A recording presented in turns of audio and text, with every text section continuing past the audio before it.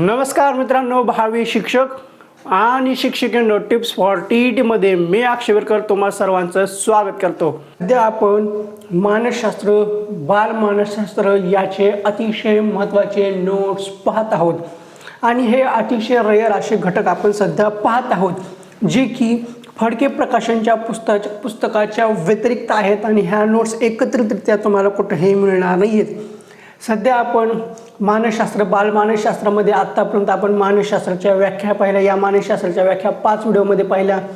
त्याच्यामध्ये मानसशास्त्र, शैक्षणिक मानसशास्त्र, अध्ययन, बुद्धी आणि व्यक्तिमत्वाच्या अशा 5 व्हिडिओमध्ये व्याख्या पाहिल्या। त्यानंतर मानवी शरीरातील विविध ग्रंथी पाहिल्या। या मानवी शरीरातील विविध ग्रंथीचे आपण 4 व्हिडिओ पाहिले आणि त्यानंतर आपण विशेष गरजा असणारी बालके हे चालू केले। त्याच्यामध्ये आपला 10वा व्हिडिओ होता दृष्टिदोष, त्यानंतर 11वा व्हिडिओ होता कर्णबधीर आणि त्यानंतर 12वा व्हिडिओ होता मतिमंद स्वमग्न मुले आणि त्यानंतर 13वा व्हिडिओ होता आपला अस्थिव्यंग मुले।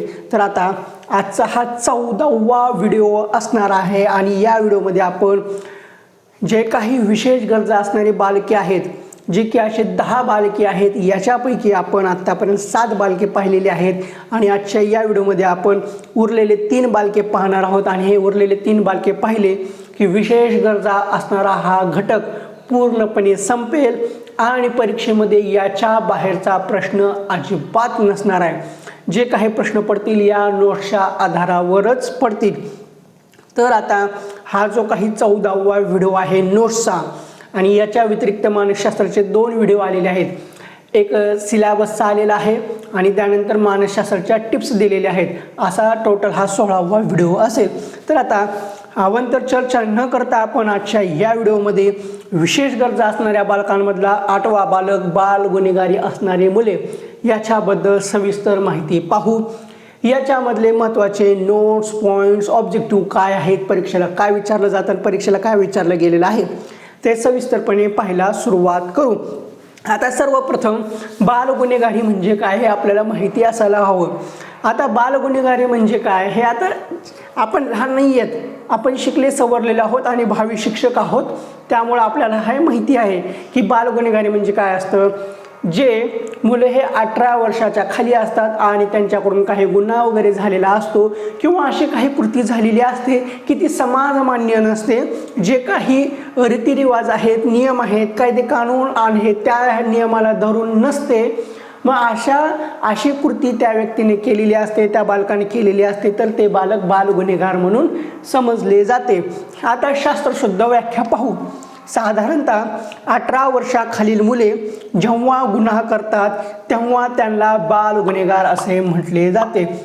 आता गुन्ह्यावरून एक लक्षात आलं, जोपर्यंत व्यक्तीचा गुन्हा सिद्ध होत नाही तोपर्यंत त्याला गुन्हेगार म्हणणं चुकीचं ठरतं। कारण आता कुठलेही काही केलं तर लगेच त्यानं गुन्हा केला, जोपर्यंत गुन्हा सिद्ध होत नाही तोपर्यंत त्याला गुन्हेगार म्हणणं योग्य नसतं, अशी तरतूद आहे। असो साधारणतः 18 वर्षाखालील मुले जेव्हा गुन्हा करतात तेव्हा त्यांना बाल गुन्हेगार असे म्हटले जाते।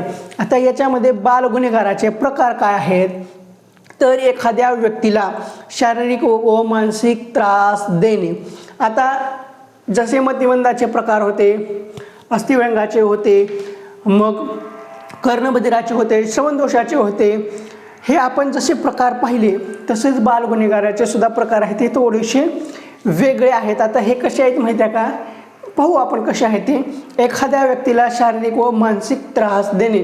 आता काही बालकांमध्ये अशी विकृती सतत आढळते की त्या व्यक्ती ह्या एखाद्या व्यक्तीला शारीरिक व मानसिक त्रास देत असतात। आता हे शारीरिक व मानसिक त्रास देणे हे त्यांच्या वयाच्या मुलांना सुद्धा देऊ शकतात, त्यांच्या वयापेक्षा जास्त असणाऱ्या मुलांना, मुलींना सुद्धा देऊ शकतात किंवा ते अपवादात्मक स्थितीमध्ये आईवडिलांना सुद्धा देऊ शकतात, नातेवाईकांना देऊ शकतात। आता हे शारीरिक व मानसिक त्रास म्हणजे काय, तर समोरच्या व्यक्तीला इजा करणे, मारहाण करणे आणि मानसिक त्रास देणे म्हणजे काहीही बोलणे, कुठल्याही गोष्टीला तारतम्य नसणे किंवा जिभेला हाड नाही का असं जेव्हा आपण म्हणतो तेव्हा ती जिभेला हाड नाही का म्हटलं जातं, कारण समोरची व्यक्ती ही काहीही बारगळत असते, काहीही बोलत असते।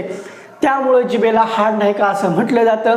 आणि हे बाल गुन्हेगारामध्ये पडणारा प्रकार तसाच आहे की ज्यावेळेस बाल गुन्हेगार असतो, तो मुलगा बाल गुन्हेगार असतो, त्यावेळेस तो असं काहीही बोलत असतो, त्याच्या जिभेला हाड नसतं.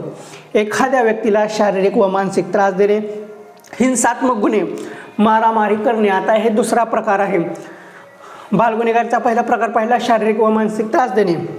दुसरा गुन्हा आहे हिंसात्मक म्हणजे दुसरा प्रकार आहे हिंसात्मक गुन्हे व मारामारी करणे. आता हिंसात्मक गुन्हे म्हणजे काय? कुठल्याही गोष्टीची हिंसा करणे, छोट्या छोट्या गोष्टींवर वाद घालणे व त्याच्यावर मोठी हिंसा करणे, नासधूस करणे आणि मारामाऱ्या करणे, हा सर्रासपणे पडणारा प्रकार आहे. त्यानंतर आहे जुगार खेळणे, खिसे कापणे. आता खिसे कापू खूप दिसतात.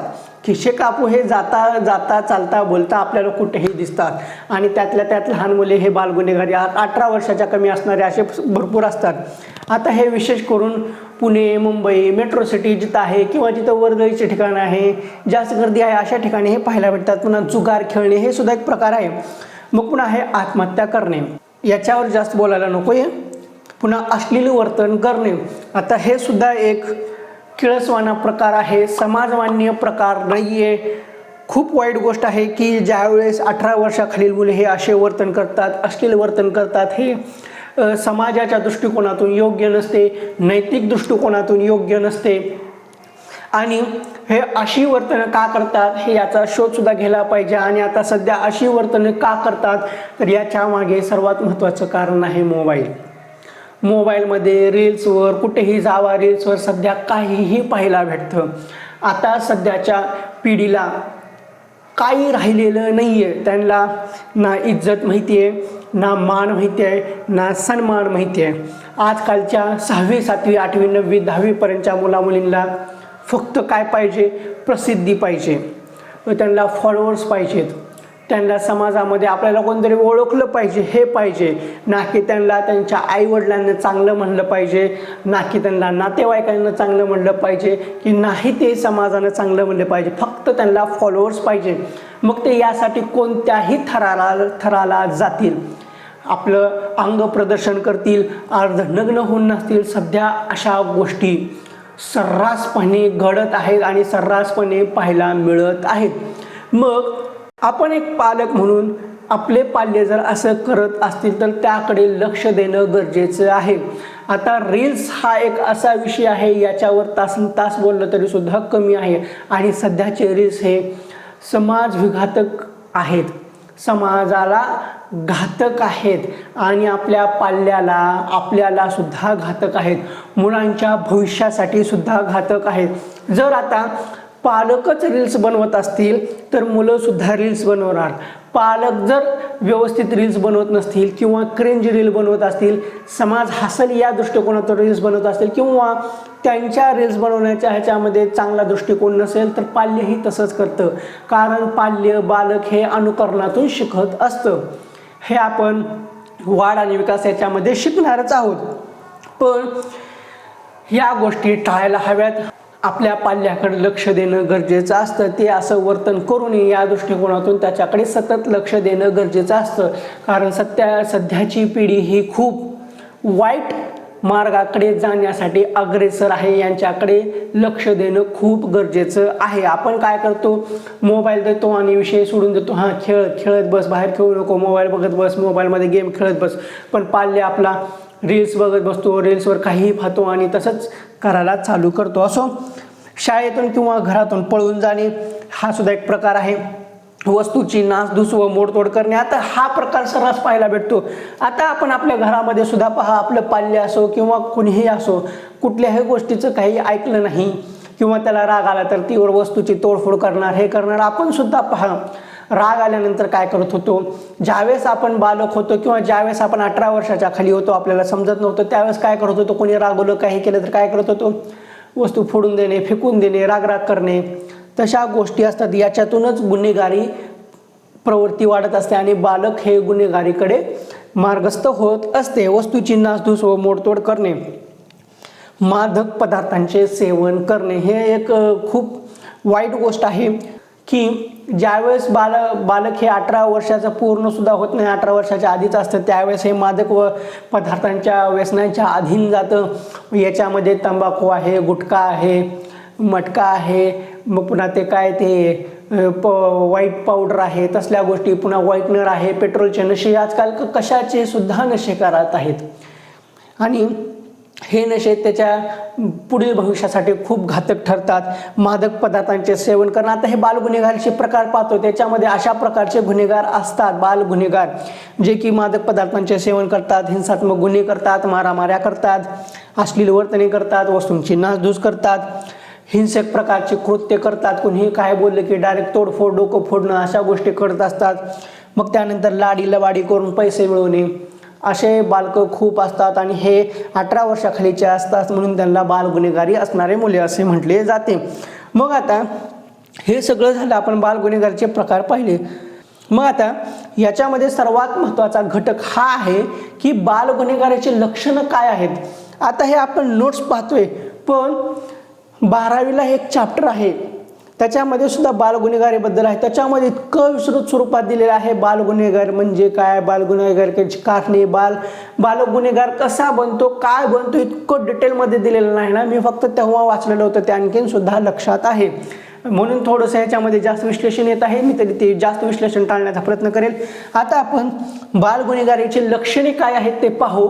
आणि ॲज अ पालक, आता ॲज अ पॅरेंट्स म्हणून आपल्याला ह्या गोष्टीकडे लक्ष देणं गरजेचं असतं. असे जर लक्षणं आढळून येत असतील तर आपलं पाल्य हे बालगुन्हेगारीकडे वळत आहे हे समजायला हवं. आणि आता मातेचं हृदय खूप मोठं असतं, बालकानं कितीही कसलाही गुन्हा केला तर आपलं पाल्य हे आपल्याला खूप भारी वाटतं आणि चांगलंच असतं, योग्यच असतं. आपला तो बब्यान, दुसऱ्याचं तो कार्ट असं असतं, म्हणून अशा गोष्टीकडे दुर्लक्ष करून चालत नाहीये. असो, आता असे कोणते लक्षण आहेत, त्या लक्षणाकडे आपण आता विशेष प्रकाश टाकू. त्यातलं आहे बाल गुन्हेगार मुलाला शाळा, अभ्यासपूर्वक कार्यक्रमात रुची नसते. आता हे जे बालगुन्हेगारीकडे वळणारे मुलं असतात, यांना कसं असतं, ह्यांना शाळेमध्ये रुची नसते, अभ्यासामध्ये रुची नसते, किंवा कोणत्याही कार्यक्रमामध्ये रुची नसते. आता याच्यामध्ये रुची नसते तर हे मग काय करतं, ते आपण मग जे प्रकार पाहिलं हे ते त्या गोष्टी करत असतं. त्यानंतर हे विद्यार्थ्यांच्या समोर कोणतेच ध्येय नसते. आता जे बालगुन्हेगार आहेत यांच्यासमोर कोणतंच ध्येय नसतं. यांना अभ्यासात आवड नसल्याने ती मुले शाळेमध्ये एकाच वर्गात अनेक वर्ष बसतात. शाळा म्हणजे तुरुंगवास, कटकट आहे असे त्यांना वाटत राहते. अशा मुलांमध्ये गुंडगिरी, मारामारी, इतर मुलांना त्रास देणे असे प्रकार दिसून येतात. शाळेतून, वसतिगृहातून किंवा घरातून पळून जाणे हे लक्षणे दिसतात. मुलांचे वर्तन, वागणूक सामान्य नसते. बाल गुन्हेगार प्रवृत्तीची मुले आक्रमक पवित्रा बाळगून असतात. बालकांमध्ये विशेषतः अतिशय संवेदन क्षमता कमी आणि भावनिक ओढाताण असलेली दिसते. मगाच मी सांगितलं, आपलं तो बब्या आणि दुसऱ्याचं तो कार्ट, अशा गोष्टी असतात, त्यामुळे अशा गोष्टीला सहसा लक्षात येत नाहीत. आता याच्यामध्ये आहे सगळ्यात महत्त्वाची बाल गुन्हेगारीची कारणे. बालक हे बाल गुन्हेगारीकडे का वळतं हे महत्त्वाचं आहे. हे का जर एकदा आपण जाणून घेतलं तर कोणतंच बालक हे बाल गुन्हेगारीकडे वळत नाहीये. आणि ज्यावेळेस बालक लहानाचं मोठं होत असतं त्यावेळेस त्याच्या बारीक सारीक गोष्टीकडे लक्ष देणं गरजेचं असतं. ज्यावेळेस आपण त्याच्याकडे दुर्लक्ष करतो, एकदा का दुर्लक्ष झालं रे झालं, नजर हटी दुर्घटना घटी असं असतं. त्यामुळं ॲज अ पॅरेंट्स हे खूप गरजेचं आहे की आपण आपल्या पाल्यांवर बारीक लक्ष ठेवणं गरजेचं आहे. आणि सध्याच्या घडीला तर आपलं बब्या मोबाईलमध्ये काय करतं किंवा आपली पापा की परी मोबाईलमध्ये काय करते हे खूप बघणं गरजेचं असतं. आता याच्यामध्ये आहे कौटुंबिक वातावरण. आता हे कौटुंबिक वातावरणावर बोलायला गेले तर खूप वेळ लागतो, तरी मी ॲज अ शॉर्टमध्ये सांगतो. ज्यावेळेस नवरा बायको आहेत, ज्यावेळेस नवरा बायको आहेत किंवा त्या मुलाचे त्या मुलीचे आई वडील आहेत, आई बाबा आहेत, पप्पा पप्पी आहेत किंवा पप्पा आहेत, मम्मा आहे, असे वेगवेगळे नावं असतात ना, मॉम आहे, असे वेगवेगळे नाव आहेत ना, असं जे असतं, किंवा आई वडील आहेत, या आई वडिलांमध्ये सतत भांडणं होत असतील तर ते मुलगा किंवा ते मुलगी बाल गुन्हेगारीकडे वळण्याची अतिशय दाट शक्यता असते. मग अशा वेळेस पालकांमध्ये आईवडिलांमध्ये जर सतत भांडणं होत असतील तर त्या मुलाच्या मनावर परिणाम होतो, त्याच्या हृदयावर परिणाम होतो, त्याच्या वागणुकीवर परिणाम होतो आणि असा परिणाम झाल्यामुळे ते बालक किंवा ते मूल हे बाल गुन्हेगारीकडे वळते, ते वाईट मार्गाला लागते, ते इतरांच्या वाईट संगतीमध्ये लागते, वाईट संगतीला लागून ते बाल गुन्हेगार बनते. मग आता कौटुंबिक वातावरण सुद्धा योग्य नसण्यामागचे भरपूर कारणं असतात. मग याच्यामध्ये जे वडील आहेत ते दारू पिणारे असतात, जुगार खेळणारे असतात, मटका खेळणारे असतात किंवा आपल्या पत्नीवर ज्या संशय घेणारे असतात किंवा कुठलीही गोष्ट काही झाली की त्याचा त्रागा करणे, राग काढणे हे आपल्या पत्नीवर काढत असतात. किंवा काही पत्नी अशा सुद्धा असतात की कुठलीही काही गोष्ट झाली की नवऱ्याला खूप बोलत असतात, नवऱ्याला त्रास देत असतात, सारखं नवऱ्याला कटकट कटकट कटकट कटकट कटकट कट करत असतात किंवा नवऱ्याला सारखं काहीही बोलत असतात. मग आपल्या नवऱ्याची किंमत न ठेवणे, नवऱ्याला वाईट बोलणे. मग हे वाईट बोललेलं पाहून मुलांना वाटतं आपली मम्मा, आपली आई पप्पांना असे बोलते किंवा बाबांना असे का बोलते, आपली मम्मा वाईट आहे, अशी भावना त्यांच्या मनामध्ये निर्माण होत असते. इथं कधी मुलगा, कधी वडील ही चुकीचे असतात, कधी आई ही चुकीची असते आणि कधी दोघेही चुकीचे असतात. मग अशा कौटुंबिक वातावरणामुळेच मुलांवर परिणाम होतो आणि मुले बाल गुन्हेगारीकडे हे वळले जातात.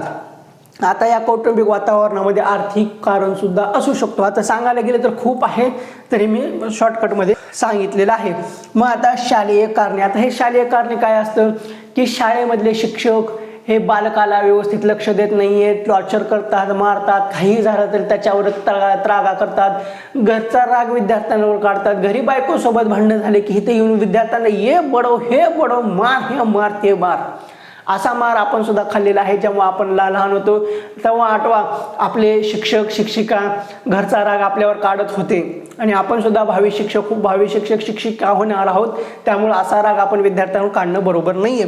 मग आता हे शाळेतले बरेचसे कारण असू शकतात. शाळेतले विद्यार्थी सुद्धा त्रास देऊ शकतात, शिक्षक सुद्धा त्रास देऊ शकतात किंवा शाळेची नकारात्मक भावना मनामध्ये असणे, यामुळे बालक हे बाल गुन्हेगारीकडे वळू शकते. पुन्हा शारीरिक कारणे. आता याच्यामध्ये आपण बरोबर नसणे किंवा आपली बुद्धिमत्ता नाहीये, आपल्याला काहीच येत नाहीये किंवा सर्वांना येतं आपल्याला येत नाहीये. मग याच्यामध्ये वेगवेगळे प्रकार सुद्धा असू शकतात. मग स्वमग्नचा प्रकार सुद्धा असू शकतो किंवा शाळेबद्दल नकारात्मक भावना हे असं असू शकतं. मग त्यानंतर आहे लिंग भेदभाव. मुलं मुली शाळेमध्ये खूप लिंग भेदभाव असतो. लहान असताना तर खूप असं असतं, मुलांना एका साईडला बसवलं जातं, मुलींना एका साईडला बसवलं जातं आणि ॲज अ टीचर म्हणून सुद्धा ते तशीच वागणूक दिली जाते की मुलं वेगळे असतात, मुली वेगळी असतात, मग मुलांनी वेगळं राहायला पाहिजे, मुलींनी वेगळं राहायला पाहिजे, अशा गोष्टी असतात. त्यानंतर आहे सामाजिक परिसर. आता हा सामाजिक परिसर म्हणजे आपल्या आजूबाजूचा परिसर हा योग्य नसणे, आपल्या आजूबाजूचे वातावरण योग्य नसते. आता त्या दिवशी आपली लाईव्ह स्ट्रीमिंग चालू होती, त्या दिवशी लाईव्ह स्ट्रीमिंग चालू असताना आमच्या आजूबाजूचा परिसर हा चांगला नव्हता. मी त्या दिवशी लाईव्ह स्ट्रीमिंगमध्ये सांगितलं होतं, कारण ज्यावेळेस आपले लाईव्ह स्ट्रीमिंग चालू होतं तेव्हा तिकडून खूप गाण्याचा आवाज येत होता, भरपूर गाण्याचा आवाज येत होता आणि खूप डिस्टर्ब होतं, कारण तिकडला एरिया हा थोडासा वाईट आहे. मग आपल्या आजूबाजूचा हा परिसर जर वाईट असेल, योग्य नसेल, गुन्हेगारी दृष्टिकोनातून असेल किंवा सारखं मारामाऱ्या वगैरे होत असतील तर त्याचा परिणाम आपल्या बालकांवर होत असतो.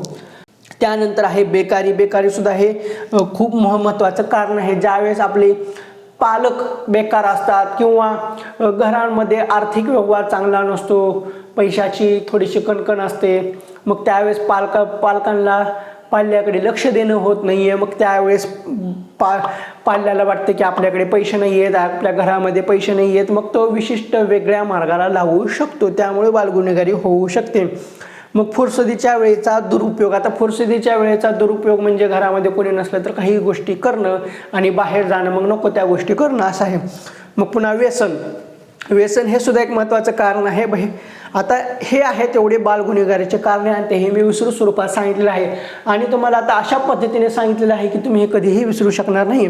मग आता हे सर्व झालं, आपण बाल गुन्हेगार म्हणजे काय पाहिलं, बाल गुन्हेगारचे प्रकार पाहिले, त्याची लक्षणं पाहिली, त्याची कारणंसुद्धा पाहिली. मग आता बाल गुन्हेगारांसाठी शिक्षकांनी करायच्या उपाययोजना काय आहेत त्यासुद्धा पाहू.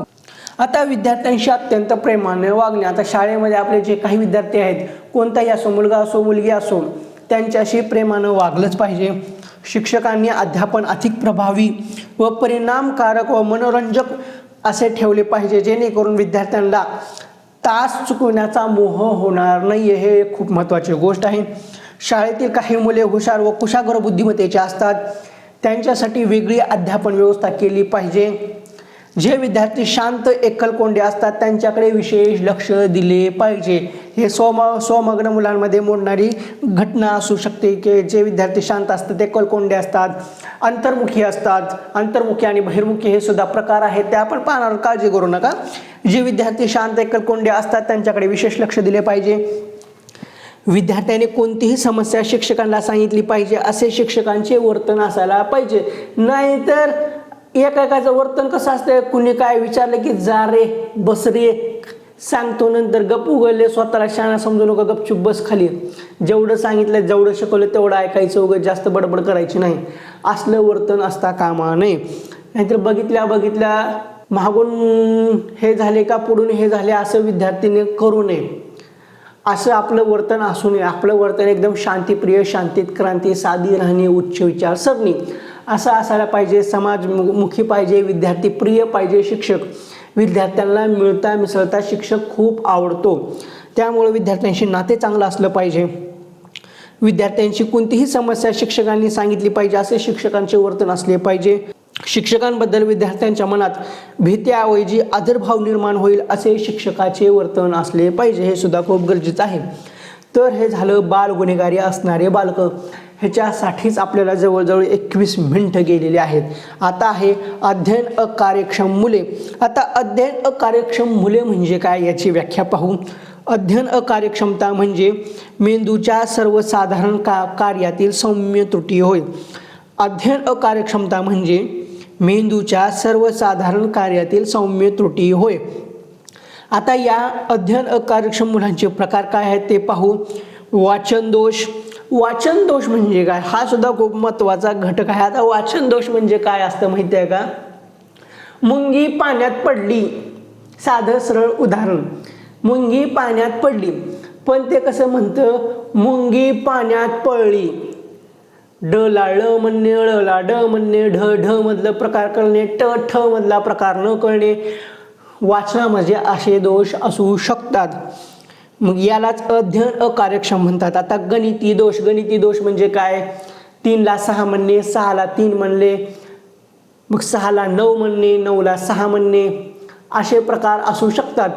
मग याच्यामध्ये खूप वेगवेगळं असू शकतं. पुन्हा हे भाषांच्या उपयोगांसंबंधीचे दोष. मग त्याच्यानंतर आहेत लेखनातील दोष. आता लेखनातील दोष कसा असतं, 3 ला 6 लिहिणे, 6 ला 3 लिहिणे, 9 ला 6 लिहिणे, किंवा बी आहे बी ला डी लिहिणे. जे आता सेकंड लिपीमधलं बी आहे त्याला डी लिहिणे आणि जे डी आहे त्याला बी लिहिणे. मग जे बी आहे ते उलटं बी लिहिणे. अशा गोष्टी असू शकतात. ह्या आहेत लेखनातील दोष. मग पुन्हा वाचा ध्वनी वापराबाबत दोष. आता हे मी तुला मुंगी पाण्यात पडलीचं उदाहरण दिलं तर हे तसं आहे. वाचा ध्वनी वापराबाबत दोष म्हणजे वाचताना दोष निर्माण होणे, वाचता व्यवस्थित न येणे, बोबडं बोलणे, किंवा कुठलीही संकल्पना व्यवस्थित स्पष्ट न होणे. त काय असतं, थ काय असतं, तचा वापर कुठं करतात, च चा वापर कुठं करतात आणि च चा वापर कुठं करतात आणि च चा वापर कुठं करतात, किंवा अ ला आ म्हणणे, आ ला अ म्हणणे, ओ ला आओ म्हणणे, अशा गोष्टी असू शकतात. पुन्हा हे अवबोधात्मक दोष. पुन्हा हे दृक्कारक क्षमतेतील दोष. हे झाले अध्ययन अकार्यक्षम असणाऱ्या मुलांचे प्रकार. आता अध्ययन अकार्यक्षम मुलांची लक्षणे काय असतात ते महत्त्वाचं आहे. याच्यावर TET मध्ये प्रश्न आलेला आहे. सूचनांचे पालन न करणे. आता जे अध्ययन अकार्यक्षम असतात किंवा त्या मेंदूमध्ये थोडासा फॉल्ट असतो, त्यांच्या लक्षात येत नाही, मग ते सूचनांचे पालन करत नाही आहेत. उठा म्हणले की उठत नाहीत, बसा म्हणले की बसा म्हणत नाहीत, लिहा म्हणले की लिहित नाहीत, गोंधळ करू नका म्हणले की गोंधळ जास्त करतात, अशा गोष्टी करतात. म्हणजे त्यांना सूचनांचे पालन करत नाहीत. वाचताना, लिहिताना, बोलताना अडखळणे किंवा अडखळत बोलणे. आता मी वाचतोय ना, वाचताना ल ची पहिली वेलांटी